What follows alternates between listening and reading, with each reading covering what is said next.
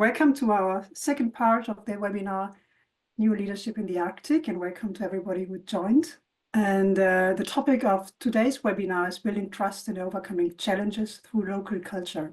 And this project, or the outcome of this project, is from the project Your Story, Our Future, Defining Arctic Leadership, which is supported by NAPA and the Nordic Council of Ministers, the Nordic and Arctic Cooperation Programme. In the project Your Story, Our Future, we have talked to different leaders, many people in the Arctic, in northern Norway and in Greenland.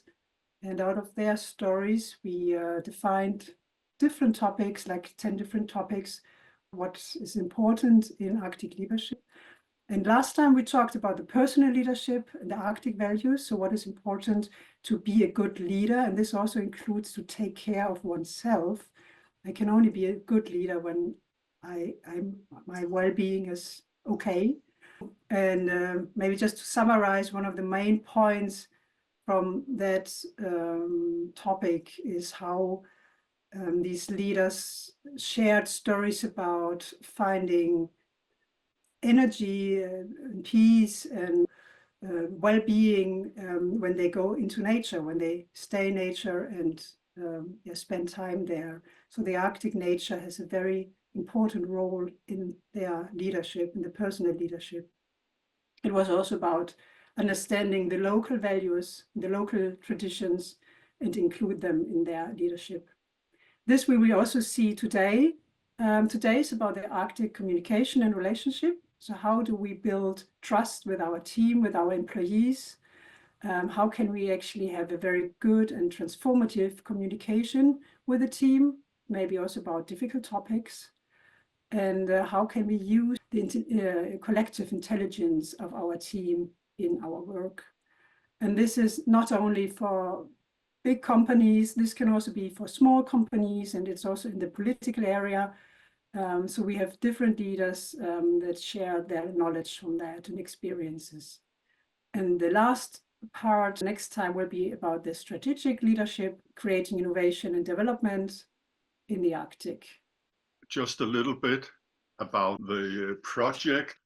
Our approach was to go up and interview leaders in the Arctic about what can we learn from them. So we have put light on the positive stories, and we have asked leaders in the Arctic if you should inspire and encourage new and upcoming leaders, what kind of advice would you give? And our project is built on storytelling, that we have collected stories, and some of the leaders we have interviewed are here on this page. It's mayors, it's people from the police force, private companies. It's also actually artists and people who have small businesses. And the main focus is really to help people to attract the right competences and to keep them there to create a good place to work. Yeah, and the way we want to do is, share this knowledge with you, is that we have picked some of the quotations that we have collected. And it's like giving voice to the leaders we have talked to. And this first example is about Arctic leaders integrating culture and diversity in their leadership. And here we have two examples from a Sami leader and a Greenlandic leader. And Inga-Marit Eira Orin is the director of the Sami parliament. And she said to us, we must understand our people's history and culture in order to lead them properly. Respect for culture is not an option, but a necessity. And Nivi Christensen is the director of the Nuuk Art Museum. And she said to us, it's also about recognizing that we are more than just our work. We are part of the tradition, and we are fathers, mothers, friends, and siblings. A leader must understand this. And for these women, it was very important to see the whole person and to see the person as part of the culture they live in. And especially, like Nivi said, that we are human beings with families, with relationships outside work. And this can have impact on our work, how we feel one day or the other day. And it's important to recognize this as a leader and take it into account. So having this in mind, and also having in mind that one of the problems in the Arctic can be to keep employees, it is very important to be aware of these personal relationships in the team, but also of the members of the team in their private relationships. And they want to consider this in their leadership. And this is also, I think we mentioned that last time, the first part. This can also be related to actually the seasons, how you feel, or maybe just the daily weather, how you feel. And this is okay that you have good days and bad days. So it's not about the perfect performance every day, but seeing the whole person. So one of the key points from this integrating culture and diversity in leadership is that you have a cultural understanding and you respect the culture. And of course, these can be different cultures in your team, depending on where you work, and you should be aware of that. You should also be interested in enhancing well-being and engagement. So if you respect the different cultures, you can feel the people be seen and accepted, and that is positive for the work environment. And of course, you can also learn from different perspectives, depending on what culture you yourself come from and what you want to share with your team. So for example, now in the Arctic, when you talk to the Greenlandic and Sami people and their cultures, learn about their cultures, this can also for people from other cultures provide a valuable insight into how to deal with community and how to live respect and how to be a good leader. Okay, thank you, Eva. This theme, the Arctic leader builds relationship and trust through dialogue, somehow connect to the former team about this knowledge about culture. So it somehow stained on that one because this headline, it could also be said about leaders here in Denmark. But when we look at areas who are inspired from indigenous and knowledge or science, then there's very much focus on the community thing. So this approach about being in dialogue with people may be more important for areas who are inspired from an indigenous approach to life. The first one, Amalia, who is in the middle down below, she runs her painting company in Nuuk, and she stressed really the importance about being in dialogue with her employees. The quote, "My employees must experience that we are equal, even though I'm the owner of the company. I value that we feel good and we are a team." And that's the sense of, maybe the sense of community. And for her, it was also important because she has dealt with stress. So this approach was also a way to keep her employees in the company, that they should feel this feeling of trust. some of the leaders we have interviewed, they talk about having a more coaching approach to their employees, which means that instead of giving orders, they help them to solve their problem themselves. And then there's the other side of the conversation. The chief for the Greenlandic police, he stressed that it's very important to be able to talk about the difficult things in society, which also the employees is a part of. How some of the advices from some of the other leaders is about creating a safe room where people can share stories as a way to create trust and then open up for some of the difficult things that people can deal with or have in their life.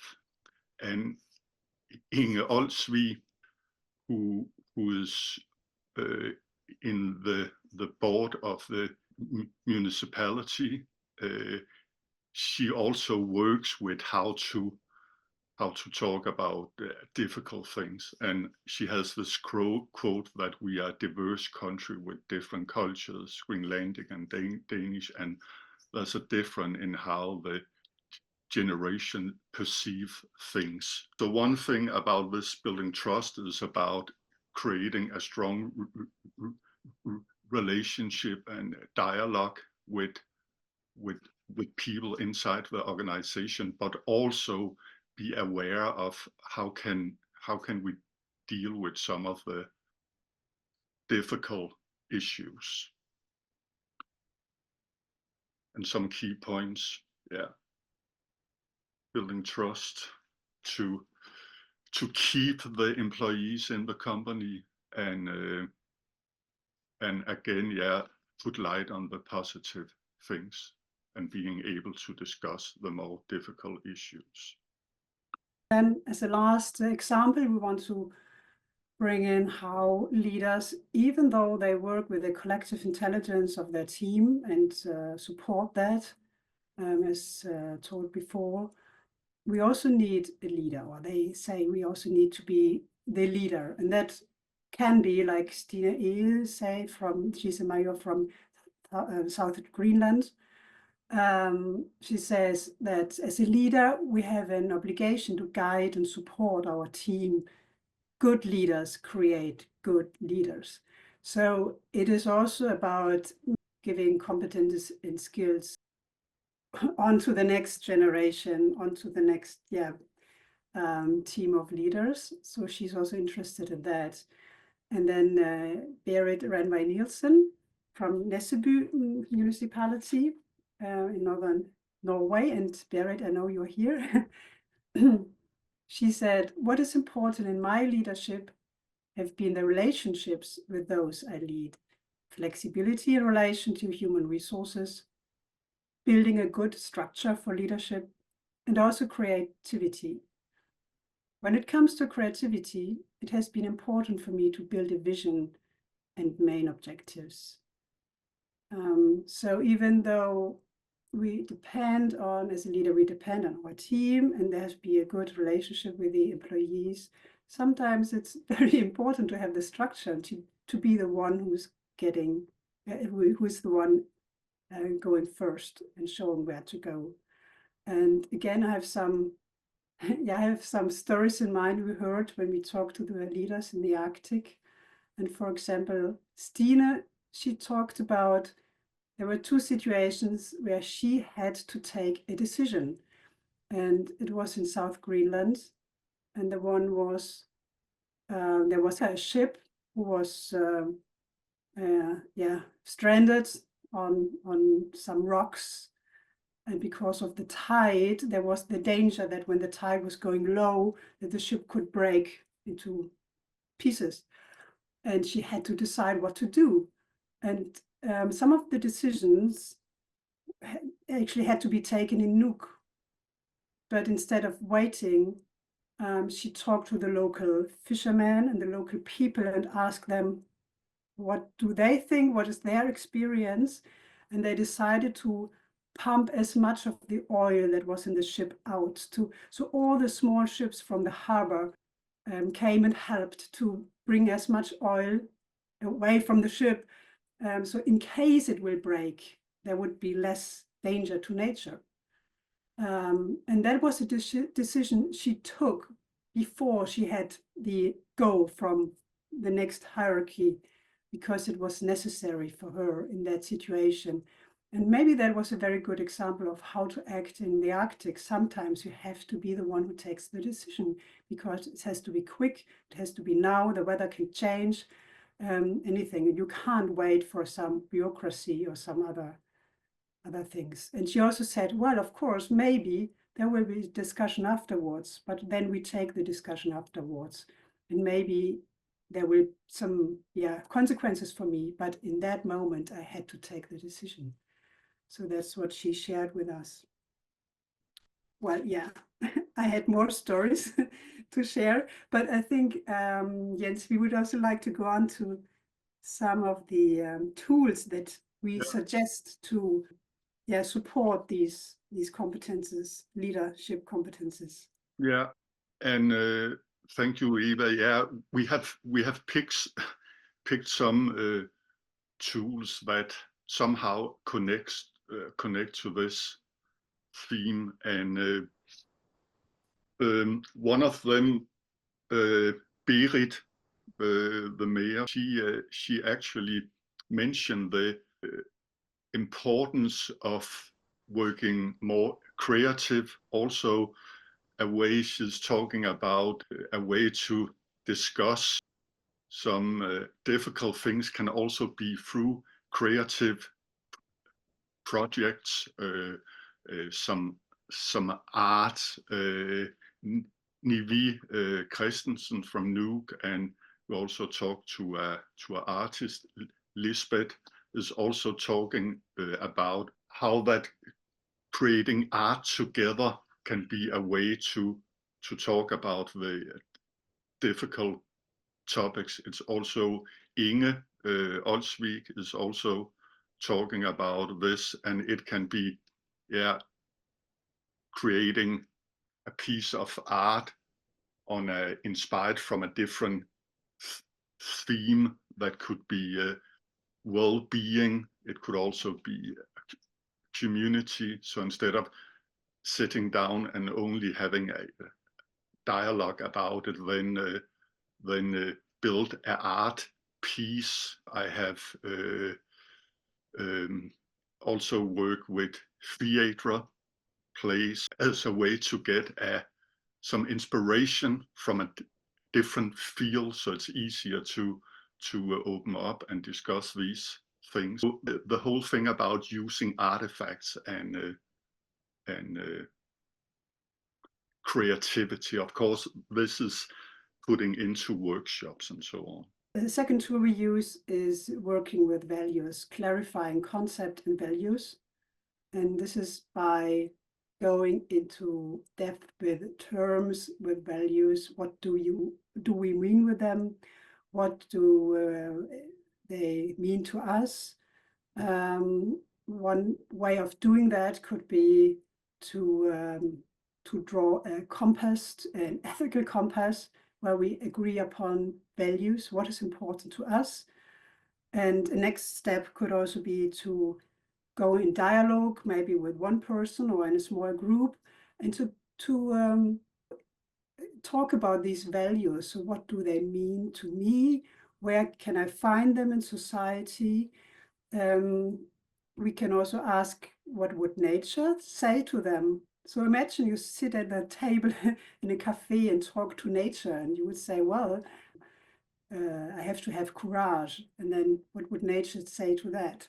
I mean, all these kind of dialogues to clarify what we mean with values could be a possibility to make clear what is important, maybe in the context of the employees themselves, maybe just the leader, him or herself, but also in a team, like when we do a project, we could agree upon what are the values that this project should be working for. And then during the process, when you encounter difficulties and challenges, it can be very helpful to have this value, this ethical compass clear, and to see if you're still on the right path with your project, for example. And in terms of finding employees for a company, it is also important to communicate the values that the company is standing for clearly. And when the people who apply for a job can agree with them, it will of course be easier to keep them. Because if you don't believe in the values that you have to work for, at some point it will become too much and you might decide to actually change your work. So to be open and honest and to communicate the values that you're working with and you're working for is also something that can support to keep employees in your company. And this, of course, can also in the Arctic area mean that you explore and incorporate the knowledge that you find in the Greenlandic, or depending on where you are, in the Sami communities, and learn from it and use it in your leadership. And then we have a third tool, Jens.